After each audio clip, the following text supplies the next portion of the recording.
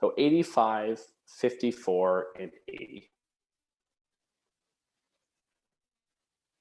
85, 54, and 80. 85% of dentists have a lease that can prevent them from ever selling their practice. 54% of dentists across North America are overpaying in rent for their practice. And 80% of landlords structure their lease to give them the right to at least 50% of the proceeds when a practice is sold. And just to clarify, that is the proceeds of sale. So the money that you're to receive from the buyer. 80% of leases are structured that way. Now, I think it's important to understand, for those who are unfamiliar with us, a little bit about us in terms of who we are, what we do, and how we support the dental community nationwide. So we're a healthcare and dental specialized tenant representation firm that was founded by dentists for dentists in 1994. So we're actually on our 26th anniversary. We've now negotiated over 12,000 dental and medical office leases to this date. And we're really uniquely structured. So we have everything in-house, where we have an in-house legal team comprised of highly experienced lease negotiators and attorneys with a background of healthcare and tenant representation. We're an in-house leasing team. We have access to rental rates and comparables in any given market, let alone our proprietary data. An in-house consulting team that essentially work alongside the legal and leasing teams to really help develop a strategy for the negotiation. So it's a very collaborative effort. Now, annually, we represent a little over 500 doctors throughout North America on an annual basis. We deliver over 100 CE, continuing education credits, or accredited seminars rather, annually, and webinars. So obviously, given this year, we've shifted from a seminar and webinar schedule to primarily webinars with everything going on. And we lecture at most of the major dental conventions, such as the Greater New York, Pacific Dental, the Yankee Dental, the California Dental. We truly work with dentists nationwide. Now, the purpose of today's webinar is fourfold. Firstly, we're going to give everyone an update on rental rates and market trends to give you an idea of what's occurring in the market. So there's been a huge shift since pre-COVID-19 to the beginning, the middle, and how it's progressed to date today. The importance of the dental office lease and what it means to you. Some of the key terms and conditions within your office lease and how they can impact you. And some practical advice on negotiating lease agreements, essentially some tips and tricks of the trade, if you will. So to give you a bit of a market update on McLean. So as everyone's noticed and probably felt over a number of years, rental rates have continually gone up. Now the decrease you'll see here is obviously attributed to COVID-19. But the long and the short of it is rental rates over the past decade, if not more, have continually gone up. And I know those that are on the webinar this evening that have been practicing 20, 30 years, if not more, the amount of times that rent has decreased, very, very minimal.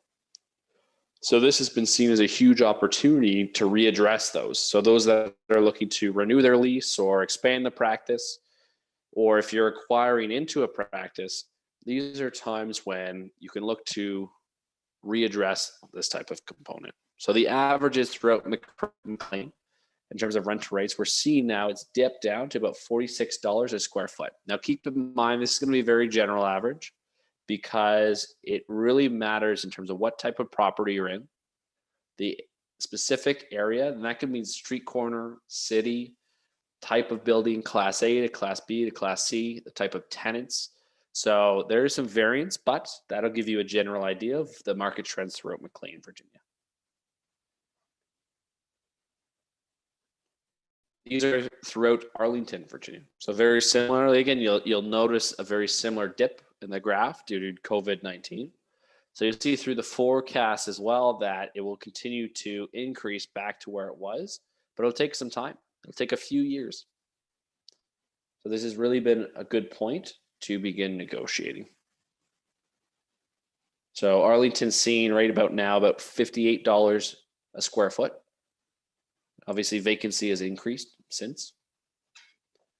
Very similarly with Washington, D.C. So averages right now are about $67, $68 a square foot.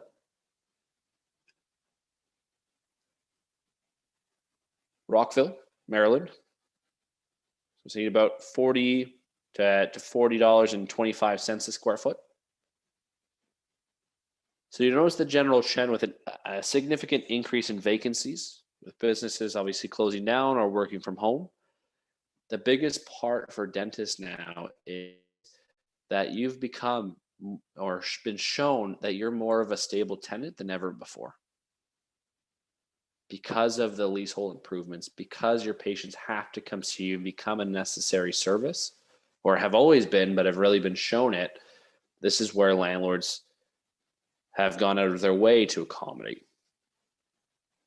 So throughout Baltimore, we're looking at about $28.50 a square foot throughout. So to give you an idea of some of the main areas throughout.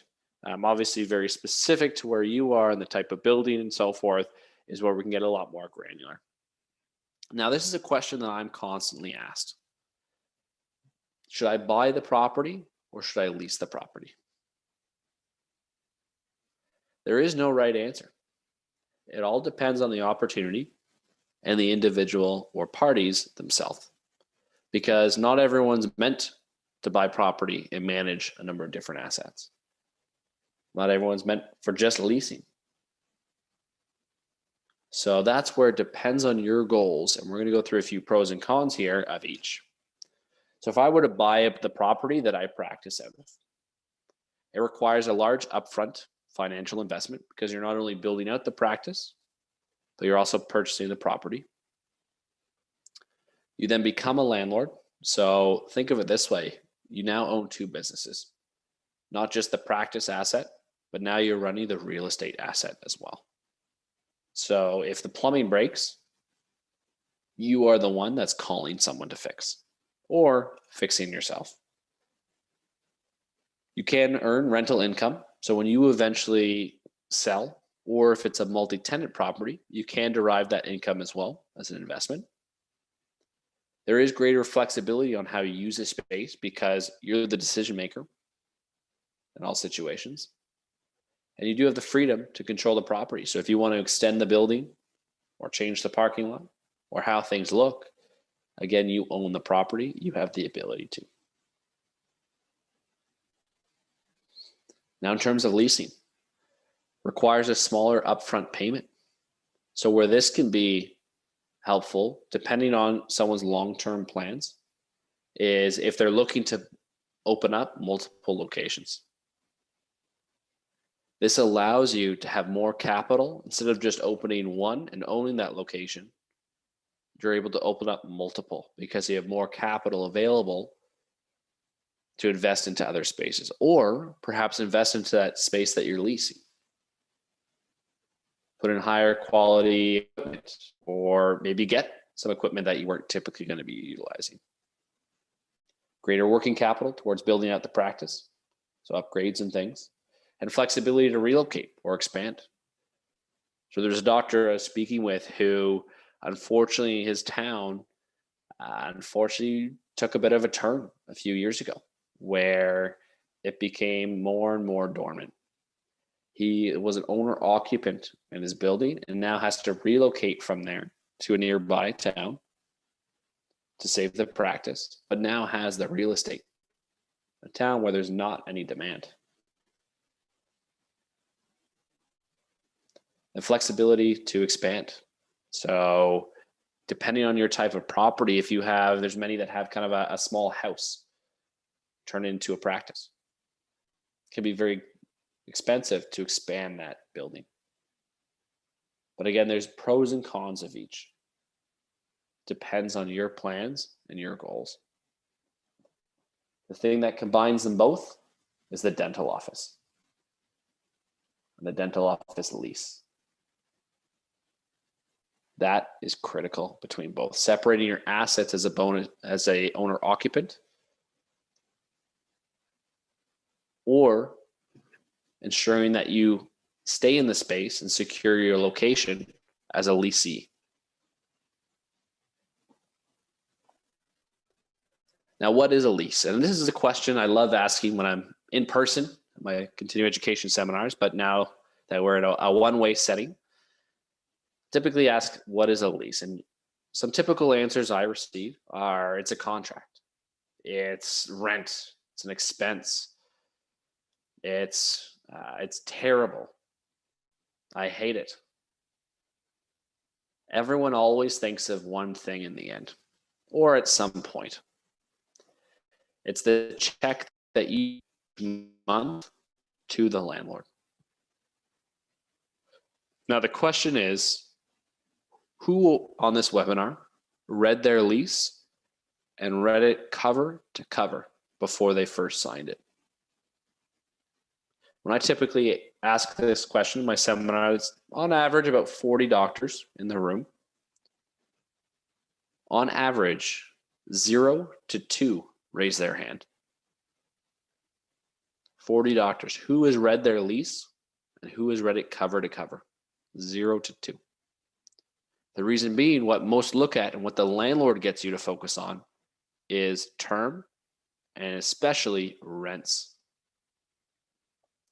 So if you're looking at averages, we're going to talk about just an overall monthly average. We're not going to talk about square footage here because it all depends on a variety of different square footage. But for example's sake, the average practicing career for a dentist is typically around 30 years, some less, some more.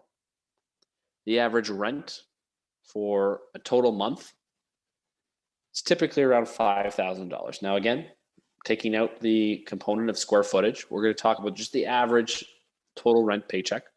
It's $5,000 a month. Now, when you take a look at that and you sign your lease, typically someone only looks at, okay, I only have to pay $5,000 a month and X amount of escalations. What they don't realize is once they build out that space or acquire that practice or move into a pre-built space, is that you're not just committing to $5,000 a month. You're committing to $5,000 a month over the course of your term, typically 10 years. And most practices don't look to relocate through their career. And so if you're taking an average of $5,000 a month, assuming no escalations, which we all know in this webinar that rent has never gone down or very, very rare, that's $5,000 a month for the first year, which is $60,000. Over the course of 10 years, that's $600,000. Over the course of 30 years, an average career length for a dentist, that's $1.8 million. And that's not including any escalations whatsoever. We're talking well over $2 million committed to in rent, and yet most do not even read their lease or understand it. The first lesson of today, and the first critical component in any sort of negotiation, if utilized properly, rent can help you win in the negotiation. Now, by no means suggesting that you need to overpay in rent to win, but if utilized properly, it can help you win. Now, we'll get into this in a few more minutes as well. And for those of you I see that are just joining on as well, so just as a quick recap, CE credits will be processed within the next 10 business days. And if you do have any questions throughout the webinar, please utilize the Q&A section. If it's relevant to the situation, I will be answering it. If it's covered later on, I will be covering it when the time comes. And if not, I will be addressing questions at the end of the webinar too. Now, why is the office lease so important? Firstly, location, location, location. This ties you to the location of your practice and creates that relationship so you own the rights to that space. The investment and cost to build So depending what you're looking to do, on average, it can cost anywhere from $150 a square foot up to $250 a square foot just to build out a practice. We're talking just construction, not including equipment. So obviously it can vary depending on the type of property and the quality of plumbing you want in, but $150 to $250 a square foot. The point being, it's expensive. It's very difficult, expensive, and time consuming to move. It's a headache. So I'm not sure how many here have relocated a practice. If you have, feel free to go through the Q question answering section and outline your experience and share with others. But it's a pain. On average, it takes 18 to 24 months to properly relocate a practice.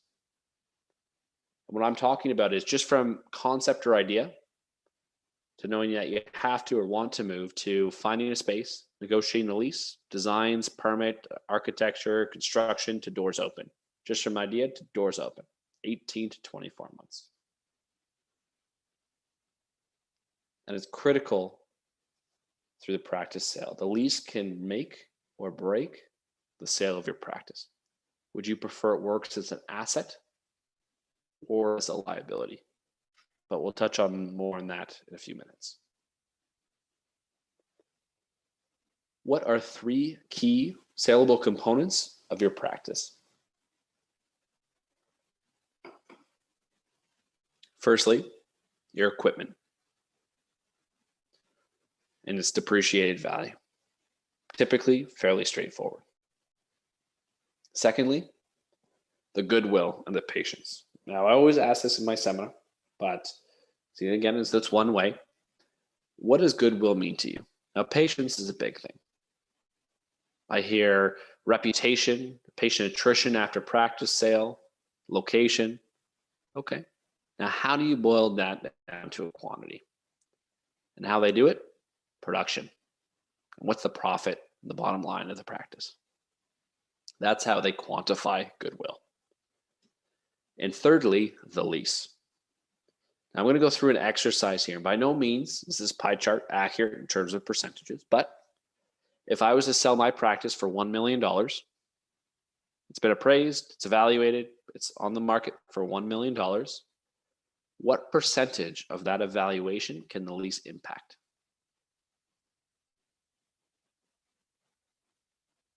The answer is 100% of that evaluation. Now, by no means suggesting that it's worth the $1 million, 100%. Absolutely not. What I'm talking about, it can impact 100% of the practice sale. But we'll touch on that further through. Now, what should your office lease do for you? Firstly, it should provide fair and affordable financial terms. And I'm not just talking about rent.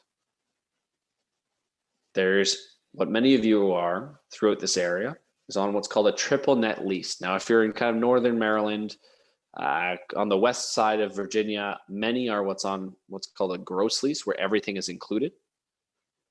Now, there's pros and cons to each, but for those of you that are on a triple net lease, it's made up of taxes, insurance, and maintenance of the property, the common area maintenance or CAM charges. That's the particular, many are overcharged. So what we need to ensure is that there's full transparency in terms of what type of expenses are occurring on the property. Having detailed itemized statements received and having the right to audit those statements as well. Or tenant improvement allowance.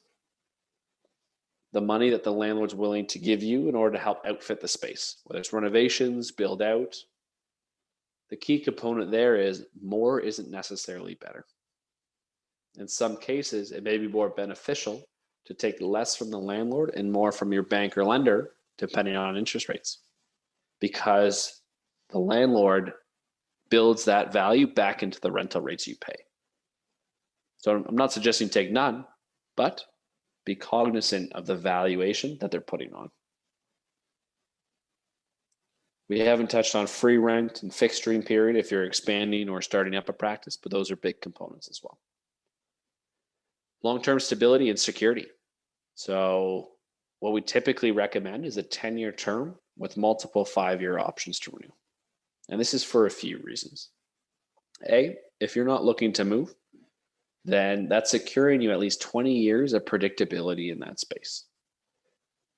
What will also assist if you're looking to transition, banks now need 10 years of term in most cases in order to finance an acquisition.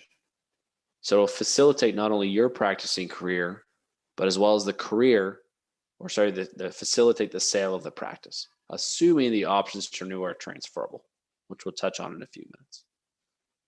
It's also like buying in bulk. Typically, when you offer more or buy more, you get a better deal. Now, that's in most cases. There are other particular cases if someone's looking to relocate or purchase property nearby. I would change the strategy and recommendation based on that. Minimize risk and exposure. So, majority of you on here today have either signed your lease personally or have provided a personal guarantee. And you may not even know it.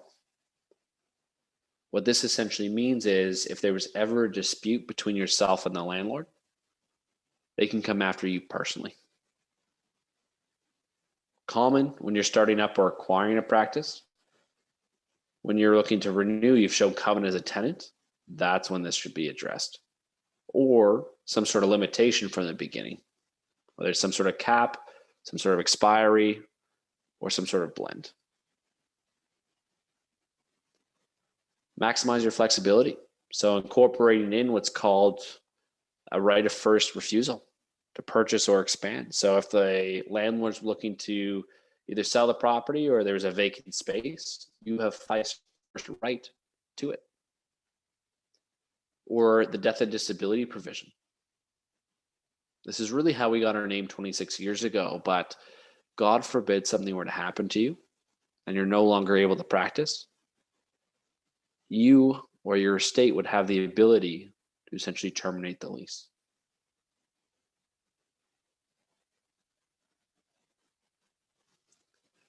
Now, typically you look to sell the practice very quickly to get maximum value, but if you're unable to, or if a doctor nearby wants to just buy the charts, very common, you have the ability to get out.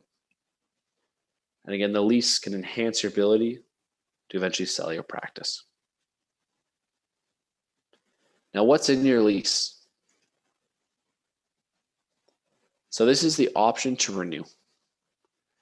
This clause and this verbiage is found in 90% of the leases we review and negotiate. So we negotiate, again, as I mentioned earlier, a little over 500 leases each year, let alone review. And most of these have been negotiated by a quote unquote dental specific lease attorney. So everyone take 10 seconds to kind of read through this glaze thread. We'll be going through a few points of it.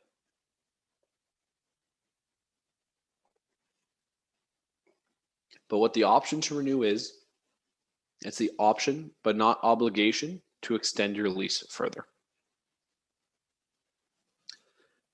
Now, the first problematic component of this provision is in the first sentence. Provided that Dr. Joe Black shall remain as tenant, and if the tenant has duly and has regularly paid its rent and has performed its covenants. The key component being Dr. Joe Black shall remain as the tenant, which means this option is personal to him, transferred to a buyer. There was a doctor who I met at one of my courses. She had sent me a letter that the landlord had sent her. So she had conditionally sold her practice. She negotiated with her local attorney a 5-year term with a 5-year option to renew. That was exclusive to her. She conditionally sold the practice, predicated on the option transfers. The buyer needed 10 years for financing. And so she went to her landlord to ask for that consent to amend the lease and remove this line. And the landlord said, okay, happy to. Sent her back a proposal and asked for $120,000 to amend the lease and allow the transfer of the option. She's asking, is this unethical? Can they do this? And unfortunately, she agreed. Now, landlords are savvy. Not all landlords have them as obvious as this. Many will say original tenant and things of that reference. So it's not as easy for someone to pick out, but very critical to know if your options to renew are transferable or not. Now, this is just one part of this provision. There are a number of different issues within here. Now, save for time today, as this is a 1 hour webinar. Fortunately, we don't have time to go through all, but the point being, know what's in each provision.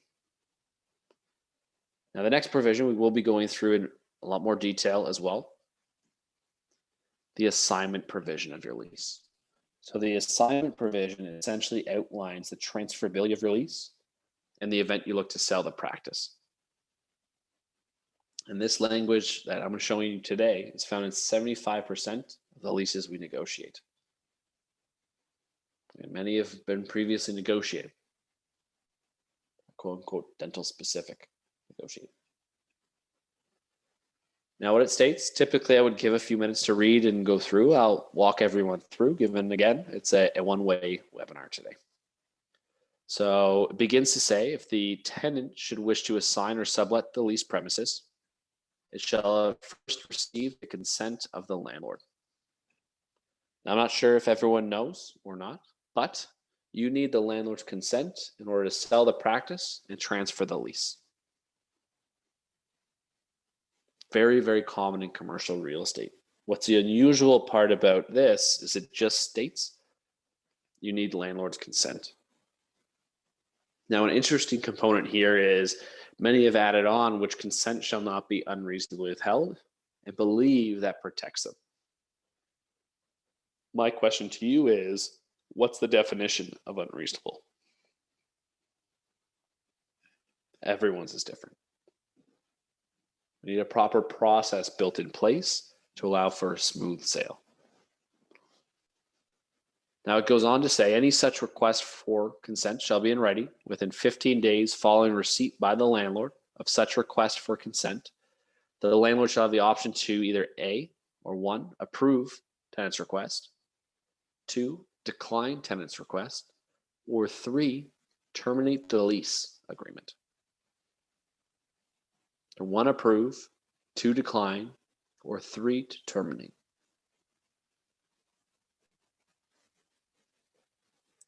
So just for asking for consent, the landlord can terminate your lease. They can do it for a multitude of reasons. If they want to change the purpose of the space, or terminate, negotiate directly with the buyer, negotiate higher rents, or leverage different conditions and so forth.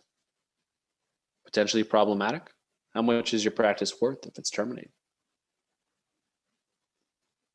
Additionally, should the landlord consent to the assignment of the lease premises, the landlord shall have the right to revise the minimum rent to be paid during the remainder of the term to the greater of the then current market rent for the lease premises, or 15% greater than the then current rent.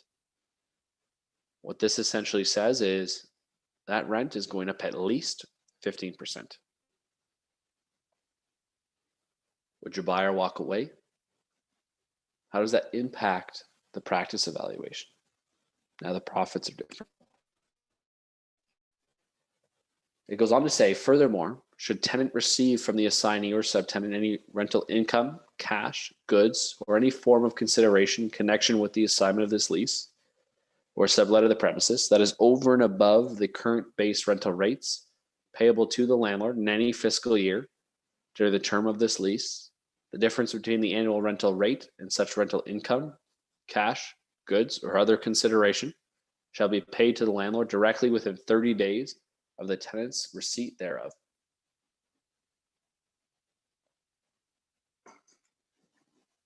What this is essentially saying is, as I mentioned before, in terms of 80% of this is structured in leases, where the landlord is entitled to a percentage of the sale proceeds.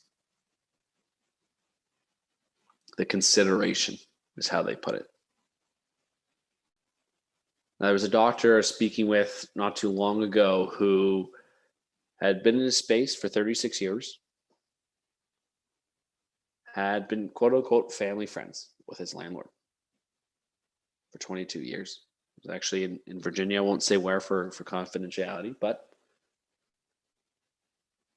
he conditionally sold his practice, predicated on the lease transfer. He went to his landlord, as per his lease, to request consent, his family friend, and the landlord said happy to, on one of three conditions. One, your rent goes up 35%. Two, you pay me 50% of the sale proceeds, 50. Or three, I terminate your lease.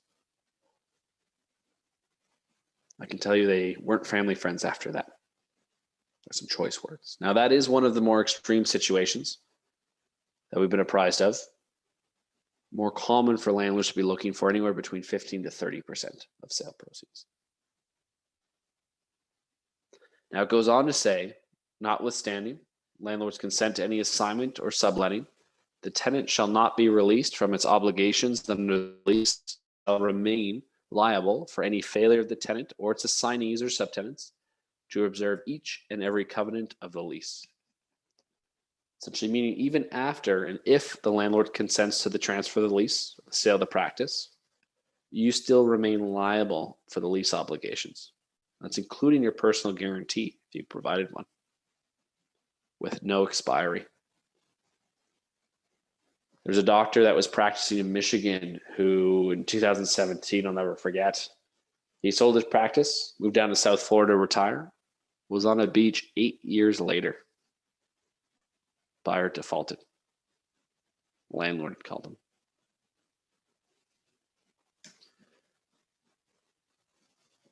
Critical that you understand your assignment and subletting provision of your lease. So again, those are just two provisions that we've gone over. We haven't gone through other provisions like a demolition clause or a redevelopment right, whereby the landlord has the ability to terminate your lease on 30 days notice in order to redevelop the property. Or a relocation provision where it allows them to relocate you to another space on the property. And typically the way it's worded is you pay for it. Very expensive. Or financial statements where the landlord has the ability to ask you for not only your business financial statements, but if you provide any sort of personal liability or sign the lease personally, that's both your business and you personally. How comfortable are you sharing your personal financials? Now, these aren't all of them, not limited to, but many of the primary provisions. Now, when to start? So the tenant lease cycle, what we recommend is beginning the renewal process or negotiation process 24 months prior to your lease expiring. And this is for a few reasons. A, leverage, complete leverage. Because again, it takes 18 to 24 months on average to relocate a dental practice. So it gives you time and at least the perception that if they were being unreasonable, then you have the ability to relocate. Now, 95% of our renewal projects are not to relocate, but again, it gives the perception and the leverage too. Because they know the less time you have and are closer to expiry, or as many always forget, the option to renew deadline that is in your lease, that once you pass that deadline, your options are null and void, that they have all the leverage because they know you can't move. Now, not to say there's zero leverage, as long as you've paid your rent on time, you're a good tenant, that is leverage still, but the ideal time and the optimal time is 24 months. The strategy just changes depending on when it is. But if you're looking to put yourself in the best position for success, ideally, again, closer to the 24-month mark. Now, if anyone here on this webinar this evening is a month-to-month tenant, whereby your lease is expired and you or your landlord can give termination notice on 30 days, A, should never be on that. very unpredictable. And B, make sure you let us know it's urgent, because those particular ones we need to address ASAP. It's not if something happens. It's what if something happens. You can't relocate a practice that quickly. Services. So a question or two here is a critical dates and risk analysis. Essentially a lease review. What it entails, it's typically about $1,500 or $1,495. Essentially what it is an economic and legal analysis of the lease. So we have our leasing team do their research on rental rates and comparables to determine if you're overpaying in rent or if it's fair, or underpaying, obviously. While our legal team goes through the legal terms and provisions in detail, so highlighting all the risks, exposures, and liabilities. We then schedule a call with you. Typically, it's about an hour long, and we go through everything in detail. So your plan, your vision, the items in the lease, and how they can impact you, and then essentially a treatment plan at the end. Now, I'd like to thank our core sponsors, Henry Schein. They've actually covered the cost for all registrants today to receive that lease review complimentary. What I need on my end is a copy of your original lease, including any extensions, amendments, estoppel certificates if the building's been refinanced or sold, and an assignment agreement if you purchase the practice. Either scan an email or fax over, and we will begin our due diligence. If it is urgent, please let us know. I will be pulling up a polling system to let us know if you are interested in the lease review. I highly recommend it. If you don't have a lease today, what I would recommend is just schedule some time to go through and discuss what to expect when you're looking to either start up a practice, acquire a practice, if you're looking to renew your lease, especially if you're within the 24-month range. If you're much closer to month or very close to expiry, please notice as urgent. If you are looking to expand your lease or expand your space, transition, or if you are an owner occupant, particular in those areas, it's very common. There's some unique components to it. Then I recommend that we discuss either having a lease in place or the lease you do have to ensure that your real estate strategy is appropriate for the area as well. But if anyone does have any questions, I do encourage use the question and answering. We will be going through a few of them as well. One here is, if I have 6 months left, is there a point in negotiating?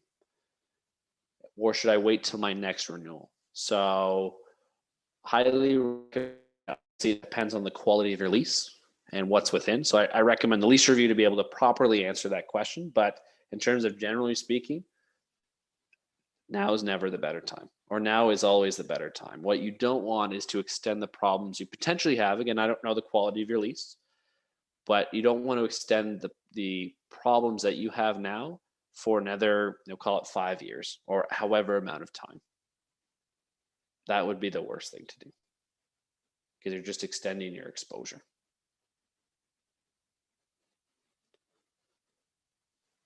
Another one here is going through, what can you guarantee through the lease negotiations? My landlord has been very tough and said things are non-negotiable.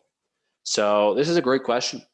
This is something that is very common that I'm asked. And unfortunately, what's occurred, and the reason why we were founded 26 years ago, is that dentists were being taken advantage of. And I hope I don't offend anyone here, but we'll say, generally speaking, most dentists love what they do. They're passionate about taking care of their patients. Not great real estate people. And I mean that very respectfully in terms of it's just not your occupation. And so landlords have been taking advantage where they say things are non-negotiable when we know 100% they are. But they know you don't know that, so they play that game. So in terms of what can guarantee and what can't, all depends on your situation. So as we go through and evaluate your lease based on exactly where you are, because again, there's different pockets of Maryland, DC, different pockets of Virginia, depending on where you are in those areas, will depend on what's common and what's not common. So that's part of the evaluation, determined specifically to your situation, your building, your area, what's common for rental rates, escalations, the legal language, and so forth as well. So I'll walk you through what is the ideal situation, ideal scenario, through to what's very, very common through the area as well. A little bit of all of the above. But yep, just as a reminder as well, so what documents I'll need is the original lease and any extensions, amendments, estoppels, certificates, or assignment agreements that may be applicable as well.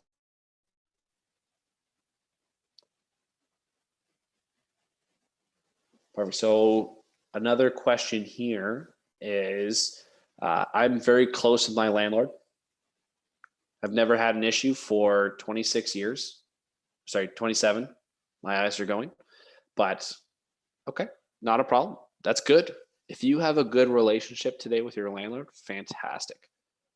Because that means there's better potential there. Because what you want to avoid, and very common, one of the situations actually just happened in Maryland where it was a father and a mother that owned the property. It was their baby, so to speak, similar to a practice to yourself.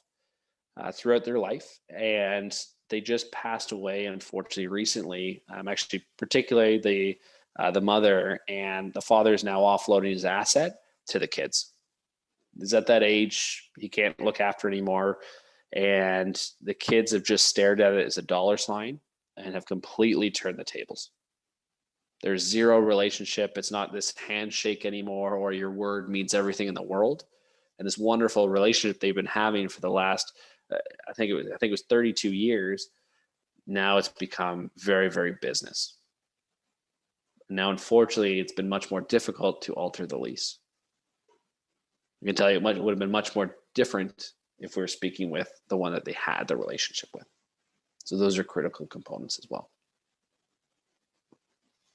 Perfect. So in terms of timing here, so we are out here. So any other of the questions that are here, I will be answering as well. I highly encourage, even if it's just a couple of questions, or you are interested in the full lease consultation, please let us know. My number's down there. That's my direct line. And then the info at Cirrus, that will be my operations team that have access to that will be forwarding and processing the lease documents for me for due diligence.